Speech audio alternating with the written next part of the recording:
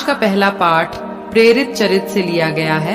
अध्याय 20, वचन संख्या है 28 से 38 तक। आप लोग अपने लिए और अपने सारे झुंड के लिए सावधान रहें। पवित्र आत्मा ने आपको झुंड की रखवाली का भार सौंपा है। आप प्रभु की कलीसिया के सच्चे चरवाहे बने रहें, जिसे उन्होंने अपना रक्त देकर प्राप्त किया। मैं जानता हूं कि मेरे चले जाने के बाद खूंखार भेड़िए आप लोगों के बीच घुस आएंगे, जो झुंड पर दया नहीं करेंगे। आप लोगों में भी ऐसे लोग निकल आएंगे, जो शिष्यों को भटकाकर अपने अनुयायी बनाने के लिए भ्रांतिपूर्ण बातों का प्रचार करेंगे। इसीलिए जागते रहें और याद रखो कि मैं आंसू बहा बहा कर 3 वर्षों तक दिन रात आप लाखों में हर एक को सावधान करता रहा। अब मैं आप लोगों को ईश्वर को सौंपता हूँ तथा उसकी अनुग्रहपूर्ण शिक्षा को, जो आपका निर्माण करने तथा सब संतों के साथ आपको विरासत दिलाने में समर्थ है। मैंने कभी किसी की चांदी, सोना अथवा वस्त्र नहीं चाहा। आप लोग जानते हैं कि मैंने अपनी और अपने साथियों की आवश्यकताएं पूरी करने के लिए अपने इन हाथों से काम किया।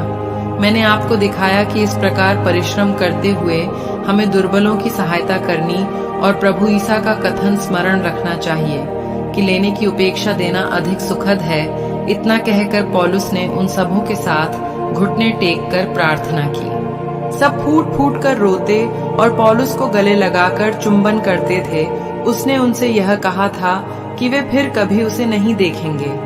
इससे उन्हें सबसे अधिक दुख हुआ। इसके बाद वे उसे नाव तक छोड़ने आए। यह प्रभु की वाणी है। आज का सुसमाचार संत यूहन्ना के पत्र से लिया गया है। अध्याय 17, वचन संख्या है 11 से 19 तक।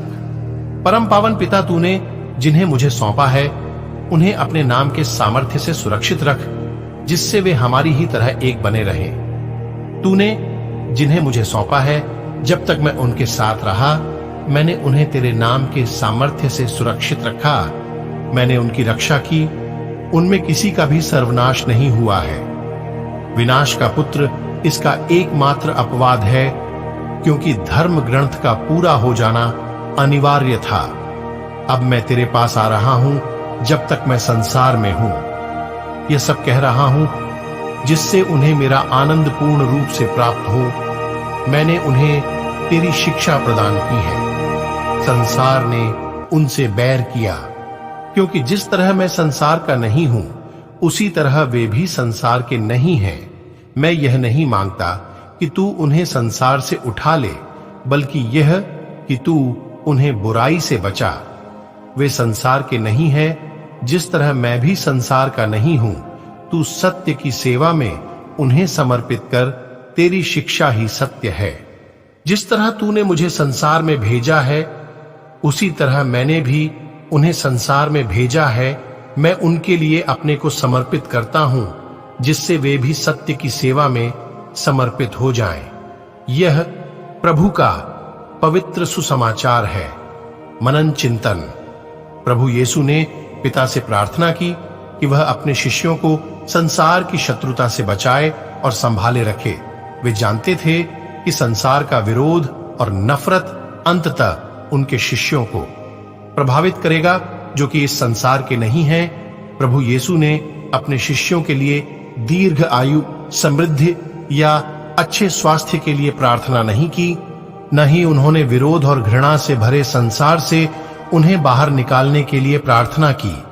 इसके बजाय उन्होंने प्रार्थना की कि वे दुनिया में बने रहें, यहां तक कि उत्पीड़न और खतरे के बीच भी, तथा वे प्रेम और क्षमा से खुद को और संसार परिवर्तित करें। प्रभु यीशु के गवाह के रूप में उनके शिष्य संसार से भाग नहीं सकते। उन्हें तमाम विषम और विकट परिस्थितियों में भी डटे रहना है, तथा अपने प्यार और क्षमा से सकारात्मक प्रभाव डालकर अपने विरोधियों को भी प्रभु यीशु के करीब लाना है।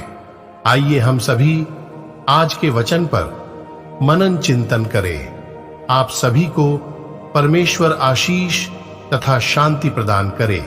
आमीन। प्रार्थना। हे सर्वशक्तिशाली दयालु पिता, आज मैं हर विश्वासी भाई बहनों को आपके चरणों में लाता हूं।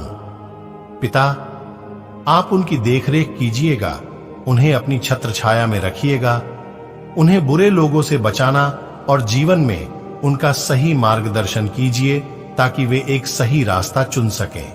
इस प्रार्थना को पिता जो कोई भी देख रहे हैं, सुन रहे हैं, पिता आप उन्हें इस प्रार्थना के द्वारा आशीष प्रदान कर, मैं आपके नाम में प्रार्थना करता हूं।